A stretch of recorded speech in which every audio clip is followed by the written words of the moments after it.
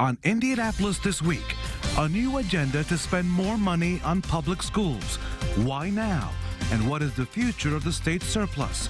Our insiders Kip and Abdul on the hot topics of the day, including the race for Secretary of State, plus the inspiration behind the TV show Scandal, and why she's visiting thousands of women in Indiana this week. From RTV6, the Indy Channel, this is Indianapolis This Week with Rafael Sanchez. It's that time of year. Campaigns underway right now for a number of local, state, and federal races. Among the most notable, the election for Secretary of State, who's responsible for Indiana's elections and protecting Hoosiers from scams involving stocks and financial deals. This morning, we begin with a Democratic opponent. We are joined now by Beth White. She's a Democratic candidate for Secretary of State and the current Marion County Clerk in her second term. She's also worked in the Peterson administration in Indianapolis and is a former deputy prosecutor. Welcome to the program. Thank you. Why you as Secretary of State? Yeah, I want to be Secretary of State because I think the people of Indiana deserve better. For 8 years, I've been serving as clerk of Marion County. In that time, we've been fighting for voters, making sure that voters have the information and the access that they need.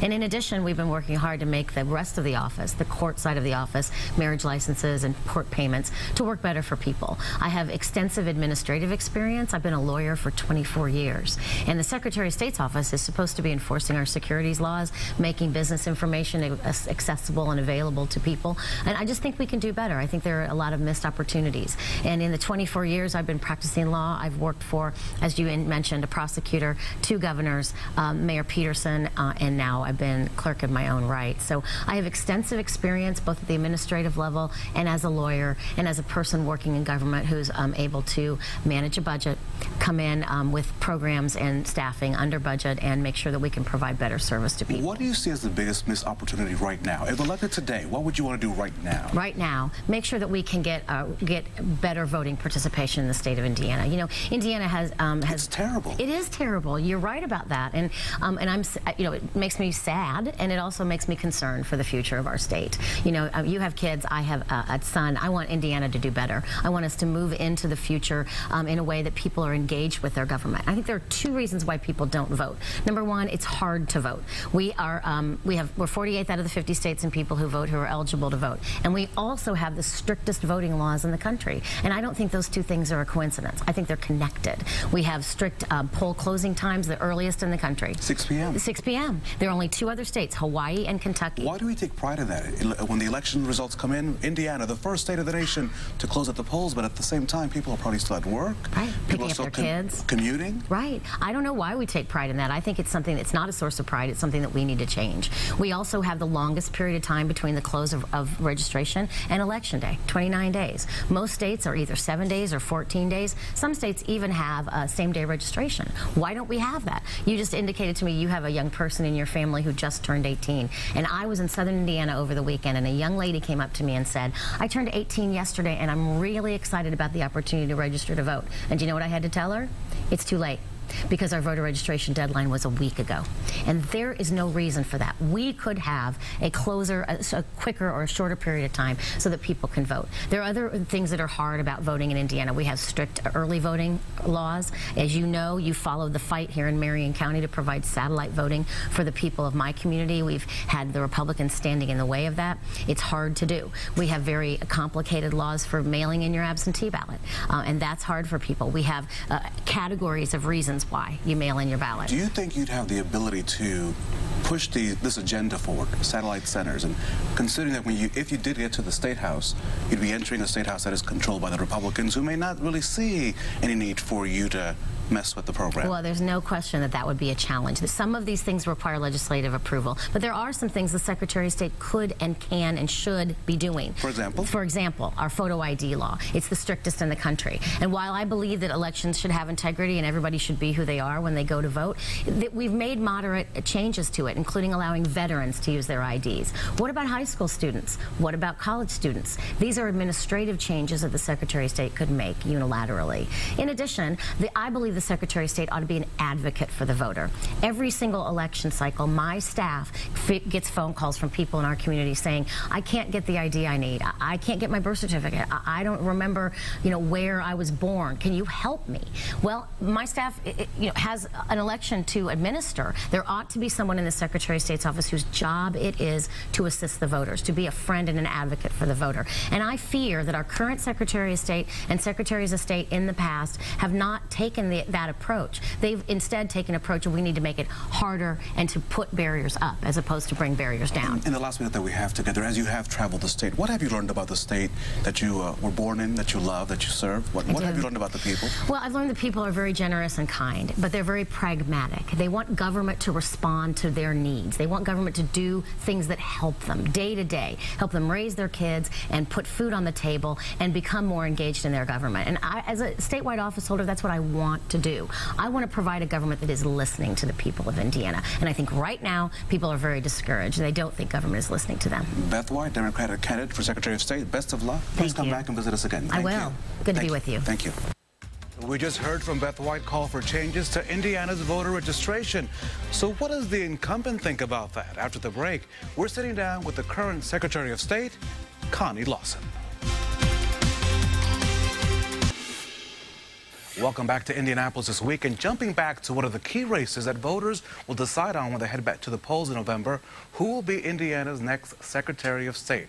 Well, joining us now is the current Secretary of State, the incumbent Republican, Connie Lawson. Connie Lawson is the Republican on the ballot and previously served as a state senator before running for her current job, also a former county clerk. Welcome to the program. Why should voters give you a second term? Well, Rafael, I think I have the experience to do the job, and we've done a great job the last 2.5 years. So my experience for the Secretary of State's office is, first of all, I was a former county clerk, served for 8 years, ran 8 years of successful elections, was able to work with my county election board, served in the Senate for 16 years, where I served on the elections committee the entire 16 years, advocating for voter access and the ease of voting, making it more flexible for when and where voters go vote, working on things like online voter registration, which led to our newest Indiana Voters app. I don't know if you heard about it or not, but a voter today obviously confirmed the registration today because the deadline is over, but you can go there on the Indiana Voters app on a smartphone, register to vote, find out where you go vote, find out who's on your ballot, find out the driving directions to the polling location, and even apply for an absentee ballot as well. So we've been doing things like that to make it more accessible for voters. And then everywhere we go, we get great compliments on our business services, online services. We are making it very easy for a business to register. We give same-day services. In fact, if you were on your smartphone, you could probably register your business before we finish this conversation. So we're going to continue to spread that ease of doing business across all state agencies so that a business can do everything that they need to do to comply with all the state agencies under this one full service portal. So that's something that we've been working on, and we're working on phase 1 right now.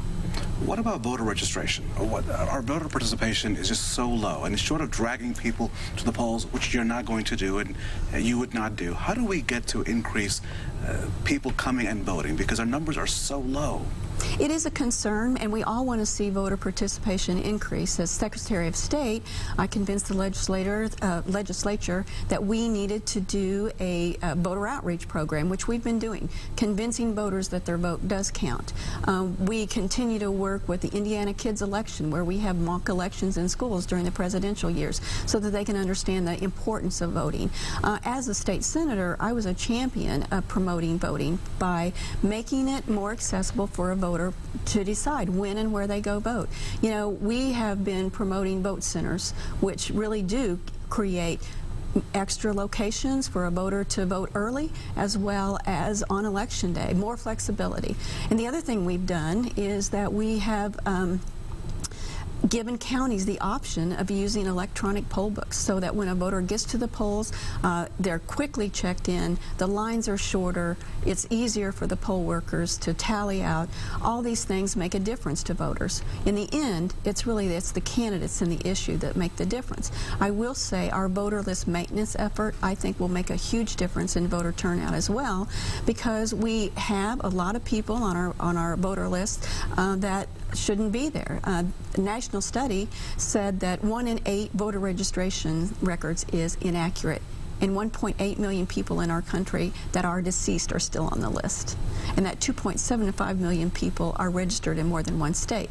So Indiana's no different. And so we did our first voter list maintenance since 2006 as required by federal law, and the artificial deflation of our turnout then will be corrected once we know who really is on our voter list here in the state. You just heard from your competitor talk about that we could do better, and one of the things she mentioned was that the closing of the polls at 6 p.m. Is that something that needs to be revisited? Are you okay with the polls closing at 6 in Indiana? I think we need to do everything we can to make voting accessible for voters, but I just want to point out to you some of the things that we have done over the years and some of the things I was a champion of when I was in the Senate.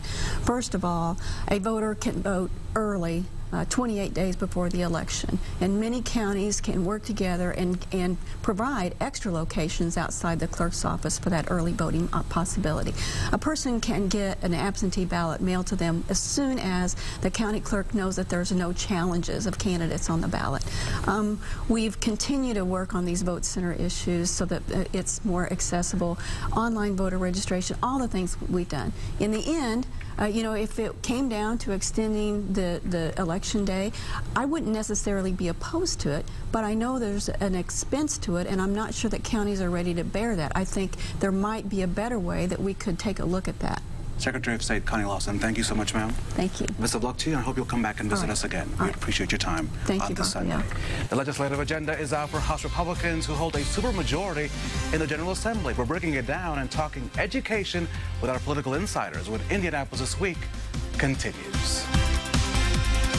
Now on the round table, our political insiders, Republican Jennifer Hollowell, Democrat Kid 2, and of course Mary Beth Schneider, former political reporter for the Indianapolis Star. Welcome back, guys. You look fantastic. Thank you. Thank you. Thank you. Now let's start with the questions. Well, the best political show in town, long-running drama, is the State Board of Education, and this week again, they could not agree and finally ended up delaying the grades for schools. Is this a good thing, or is this just one more sign of dysfunction? Well, I think it's important that the grades are right and that they're evaluated, that the LSA has a chance to go through them, and also one of the important points out of this was issues with the appeals process. There were schools that had gone through the appeals process and felt like that wasn't treated. They weren't treated fairly, or it wasn't handled properly, and so then they went before the board. And so all those things have to get sorted out. It is important. Accountability is important, but we need to make sure it's right. Kip? Well, I think it's interesting that we're delaying accountability till after the election, and I think, I hate to be too cynical about it, but I think that some members of the media actually got the scores, and there are reports out there that some of the charter schools that people want to hold up as, you know, the thing that are best for reform didn't score so well, and so we're going to delay until the election's over, having the accountability that I think voters want to have when they're looking at education reform for the state of Indiana. Interesting that you would mention that, since the scores, I think, were embargoed to the media in this process, and the only other group that seems to have gotten them was the union. And I think that that brings up a real question as to why they were giving a preview of grades before it was in the hands of the media and before they're finalized. And I know the media, we get them first so we can be able to actually look at the scores and work on our stories, but we are not allowed to make contact with those entities until they're official. But the other question is, I mean, this state was on the schedule, on the calendar for October, not November. And if I'm a parent and I want to know how my school is doing, now I have to wait. That's not really fair to the parents. This date was not a date that was just made up, you know, sometime. Everyone agrees that the system, the A through F system that was devised under Tony Bennett was inadequate, and I think that we're going through a process now, and I think it's still a hangover from Tony Bennett and the grading system that he put in place.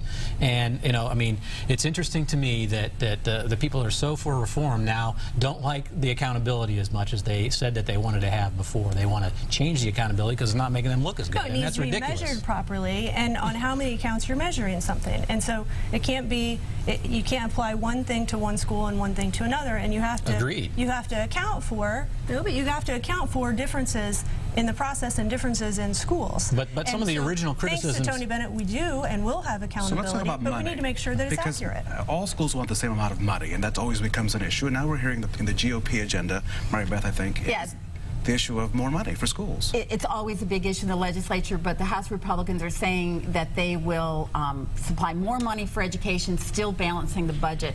One, does this really mean every school is going to get more money? And if they get more money and the budget is balanced and we aren't raising taxes, where is it coming from? I think what it points to is the fact that Democrats' message is working out there, because Republicans have been cutting. Democrats this election cycle have been going out in districts and saying, we need more money for public education. We need more money for public education. So here very late, Republicans are announcing, yeah, we're going to do more money for public education. This is a conversation that has been going on for a long time, certainly before any of your candidates were out there on the trail in the last month. But the budgets were the budgets. The school funding formula was the school funding formula. But the funding formula conversation has been happening, and there are schools that are looking for corrections to the funding formula because they do need additional funds to handle those growing populations of students that they have. How much But where does the money come from? Yeah, that's a good question. I'd like to hear the answer. Where's the money going to come from? I don't know. The speaker has released all the details of how the You're funding not the is Ways gonna and Means happen. chairman. No, I'm not. I'm not. So. And I know we're expecting the Speaker Boswell will join us on this program in a couple of weeks, so we will ask that question. But how does this then affect the surplus? Because that's been a very touchy issue, not only for the governor, but for all elected officials. No one wants to mess with that rainy day fund. But at the same time, Kip, the folks on your side of the aisle say, let's spend some of that money. Yeah, I think they think that, first of all, the surplus is sort of a mirage in some respects. And you've seen time after time the governor having to back down when Democrats point out this service or that service has been cut. The most recent, I think, was domestic violence spending, and the governor backed down and put the money in it. You know, he's doing the surplus. He's been polling in Iowa and New Hampshire, I'm assuming, and it polls well out there that he's got a big surplus, but he's not looking out for the best interest of the state. Number one, there wouldn't be a surplus if Democrats were in charge, because they want to, every time they see any sort of, balance in an account, they want to go spend it on something. So thank goodness that Governor Pence and we have Republicans in charge in the House and the Senate to keep an eye on that, because we do need to have money set aside for unforeseen issues that may come, or if income revenue projections are down. I remember a Democratic governor that had a $2 billion They're certainly surplus, capable of handling the process so that we can fund priorities, which education is a huge priority for Republicans, and also do it in a fiscally responsible way and not just throw money out the door the way Kip and the Democrats would like to do. Mary Beth, you covered the State House for a number of years, and every year, every politician wants to spend more money for schools. But it also comes down to the fact that more than half of the state budget is already spent on schools. And while we all love our teachers and our kids, how much more money can we throw at schools? I think the biggest issue in the State House has been, how do you divide up that pot? And so the question is, do you spend it more on growing school districts, or do you spend it on school districts that are declining and yet they still have the same needs, they have the same number of schools, and they have more at-risk children than perhaps the growing school district does? And it doesn't help when the governor decides at the last minute to pull $80 million he could have got it from the federal government and not put it in pre-K, where everybody now agrees, even both leaders of the General Assembly with the pilot programs, everybody agrees that we ought to be putting money in pre-K, and the governor decides not to do it. Someone who's been defending Democrats in Indianapolis who refused to fund pre-K on Mayor Ballard's proposal. They didn't like the homestead credit. He has offered multiple options since then, and they still haven't reached an I've been covering this for years. Both parties, when there's a chance to do it, somebody backs down. It's been Democrat some years and it's been Republican some years. I don't think the House actually probably saw this one coming. It'll be interesting to see what they do in January. On a Sunday, so much love. Thank you so much. The conversation between our insiders continues on Twitter. Check out their handles, and we'll be right back on Indianapolis This Week. A major conference meant to empower and inspire Hoosier women gets underway on Tuesday. The Governor's Conference for Women is now in its second year, and joining us to discuss this big event is conference co-founder Billy Dragoo and Pete C. with Hathaway Strategies. What can all these women coming to Indianapolis expect from this conference?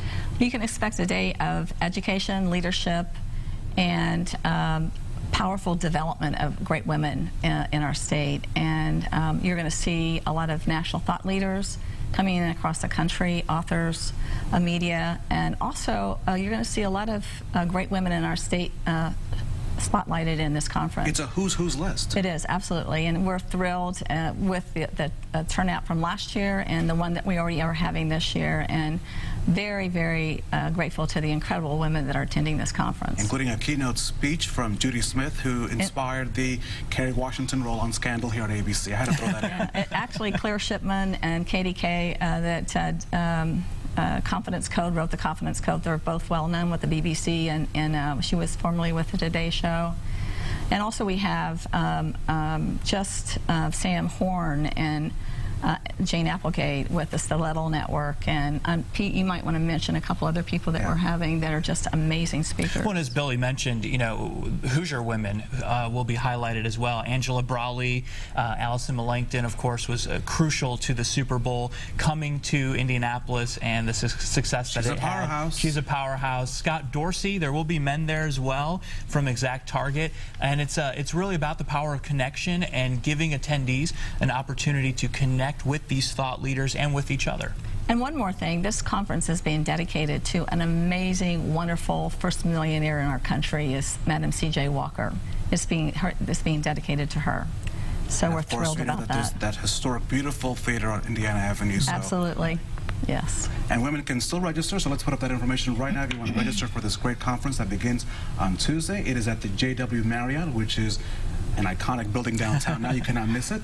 It's Tuesday, October the 21st. It all begins at 9 a.m., so make sure to join this great event, and we hope that you'll come back next year, yes? Absolutely. Thank you so much. And thank you for joining us on this Sunday. Thank you for joining us on this Sunday. I'll see you next week right here on Indianapolis This Week.